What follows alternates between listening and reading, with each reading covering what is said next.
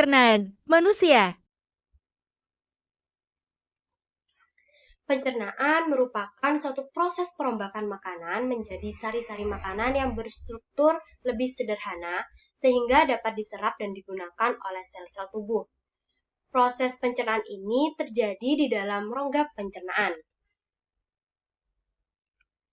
Rongga pencernaan dibagi menjadi dua, yaitu ada organ pencernaan utama dan ada organ pencernaan tambahan.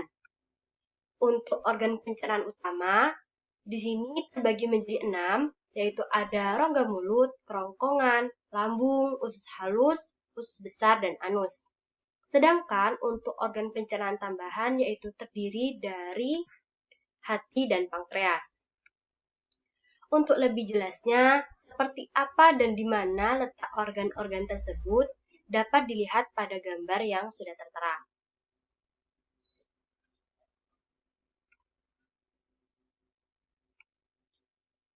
Makanan yang akan dicerna pastinya akan melalui organ pencernaan utama, yang mana organ pencernaan utama ini didahului oleh rongga mulut.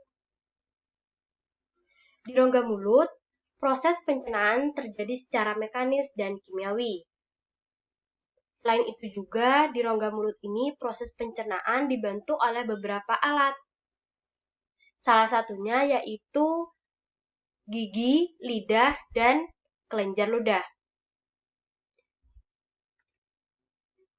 Untuk gigi, yaitu berperan dalam proses pencernaan secara mekanis dengan cara mengunyah makanan agar lebih mudah ditelan. Secara struktural, gigi dibagi menjadi mahkota gigi, leher gigi, dan akar gigi. Mahkota gigi ini merupakan bagian dari gigi yang berada di paling atas atau yang berada di atas gusi, dilapisi oleh email yang merupakan zat keras yang terbuat dari garam kalsium. Di dalam mahkota gigi terdapat dentin atau tulang gigi, pulpa atau juga ruang gigi, dan juga ada jaringan ikat, saraf, dan pembuluh darah. Kemudian untuk leher gigi ini merupakan bagian dari gigi yang berada di dalam gusi. Sedangkan akar gigi merupakan bagian dari gigi yang tertanam di tulang rahang. Sedangkan jika berdasarkan bentuknya, gigi terbagi menjadi 3, yaitu ada gigi seri, gigi taring, dan gigi geraham.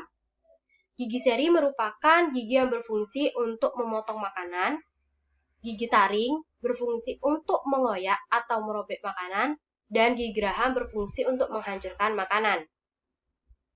Selanjutnya yaitu lidah.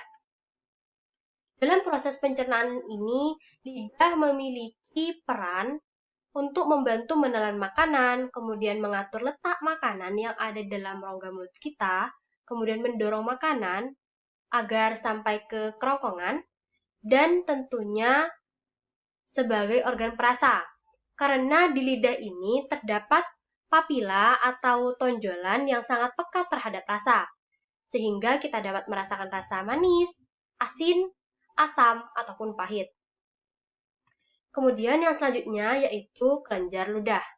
Di rongga mulut kita ini ada 3 kelenjar ludah, yaitu ada parotid, submandibular, dan yang terakhir yaitu sublingual. Nah, 3 kelenjar ludah ini berfungsi untuk menghasilkan ludah atau saliva, yang mana saliva tersebut mengandung enzim petialin yang berperan untuk mencerna makanan secara kimiawi. Enzim petialin sendiri yaitu berfungsi merombak amilum menjadi maltosa. Selain itu, saliva juga berfungsi sebagai pelumas makanan agar makanan lebih mudah untuk ditelan, dan juga membantu menjaga kebersihan mulut dan gigi. Setelah makanan dicerna di rongga mulut, maka makanan tersebut akan dilanjutkan di esofagus atau kerongkongan. Kerongkongan merupakan saluran sempit berbentuk pipa yang menghubungkan rongga mulut dengan lambung, memiliki panjang kurang lebih 25 cm. Kemudian proses ini yaitu secara mekanis, karena adanya gerakan peristaltik di kerongkongan yang disebabkan oleh otot polos kerongkongan tersebut. Gerak peristaltik ini menyebabkan makanan yang kita telan akan berbentuk bolus atau bulatan. Selain itu juga di kerongkongan ini terdapat kelenjar mukosa yang menghasilkan cairan yang berfungsi membasahi makanan agar makanan tersebut menjadi licin. Selanjutnya, proses pencernaannya terjadi di lambung.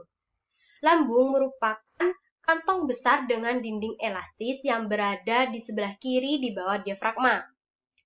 Lambung ini memiliki 3 bagian, yaitu ada kardia, fundus, dan pilorus. Kardia ini merupakan bagian dari lambung yang berhubungan dengan kerongkongan. Sedangkan fundus yaitu bagian mengembung dari lambung tersebut. Dan pilorus ini yaitu bagian bawah lambung yang berhubungan dengan duodenum. Di lambung yaitu terjadi proses pencernaan secara mekanis dan kimiawi. Proses pencernaan mekanisnya ini terjadi karena ada gerakan peristaltik di dalam lambung yang diakibatkan karena kontraksi otot polos lambung. Kemudian untuk kimiawinya ini disebabkan karena adanya getah lambung. Getah lambung ini mengandung beberapa enzim. Di antaranya enzim HCl atau asam klorida membunuh bakteri yang ada pada makanan dan mengaktifkan enzim pepsinogen menjadi pepsin. Kemudian ada enzim renin yang berfungsi mengendapkan kasein atau protein susu. Ada enzim pepsin yang menguraikan protein menjadi pepton. Proses pencernaan di lambung ini terjadi kurang lebih 2-5 jam. Makanan yang sudah diproses di lambung akan menjadi halus dan lembut yang disebut dengan kim. Setelah proses pencernaannya selesai, maka kim tersebut akan menuju ke usus halus. Usus halus merupakan saluran pencernaan terpanjang yang memiliki panjang kurang lebih 6-8 meter. Usus halus sendiri dibagi menjadi 3, yaitu ada duodenum atau usus 12 jari, kemudian ada jejunum, usus kosong, dan yang terakhir ada ileum, yaitu usus penyerapan.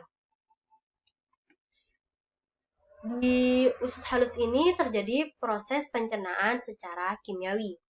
Dan selain itu juga, di usus halus ini, nutrien-nutrien yang ada di makanan akan diserap dan diangkut ke seluruh tubuh. Untuk yang pertama yaitu duodenum. Duodenum merupakan muara dari 2 saluran yang berasal dari kantong empedu dan pankreas. Kantong empedu ini menghasilkan getah empedu dan pankreas menghasilkan getah pankreas.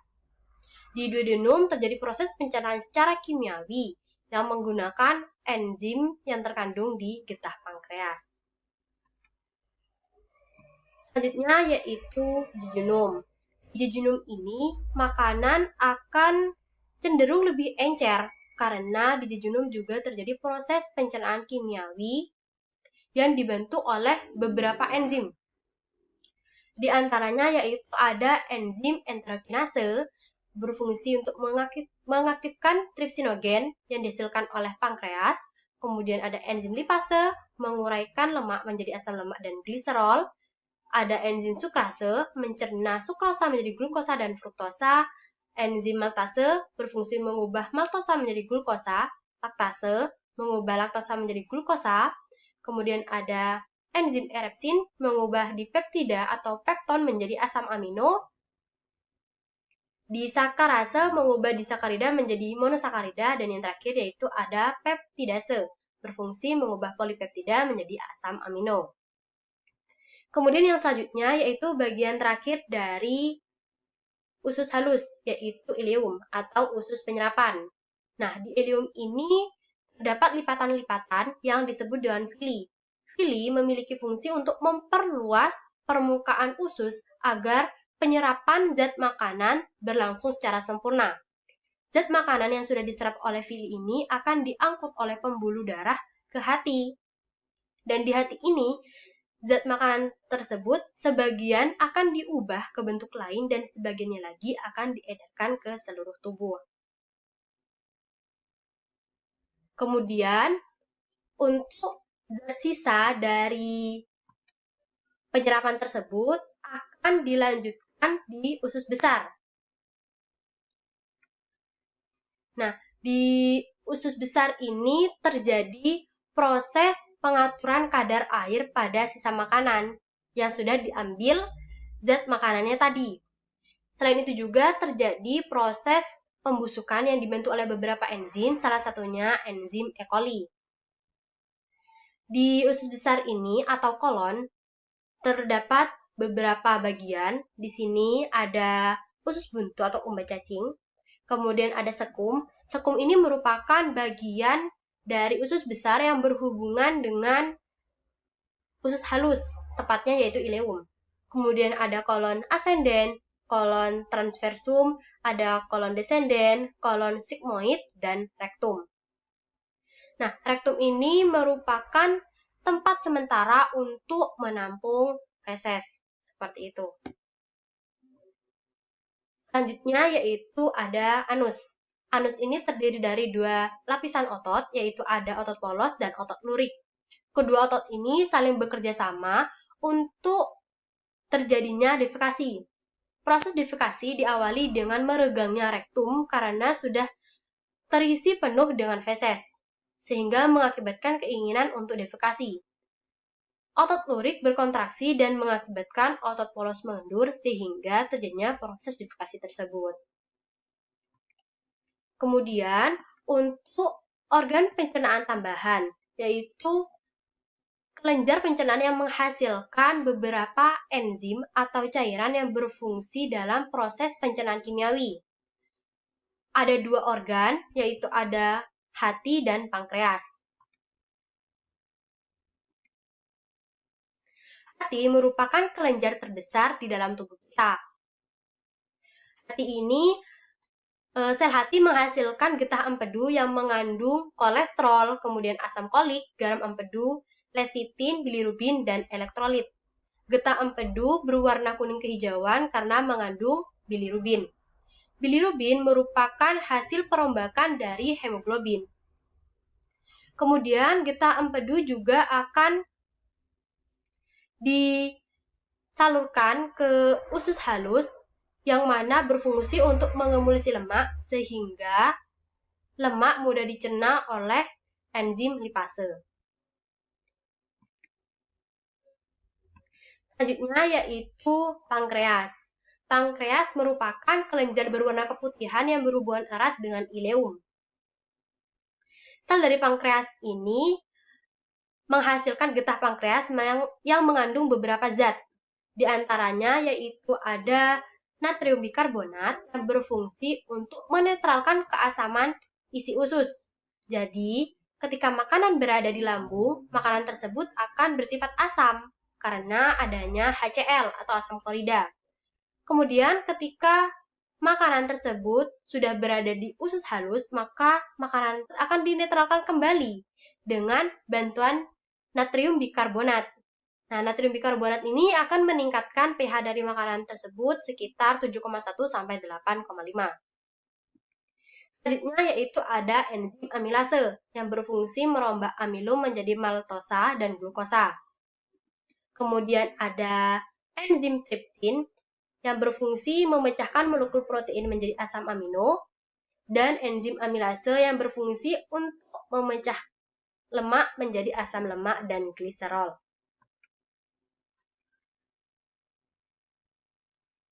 Mungkin cukup sekian yang dapat saya jelaskan terkait sistem pencernaan manusia. Jangan lupa like, share, and comment. Kemudian subscribe untuk mendapatkan notifikasi lainnya. Terima kasih. Wassalamualaikum warahmatullahi wabarakatuh.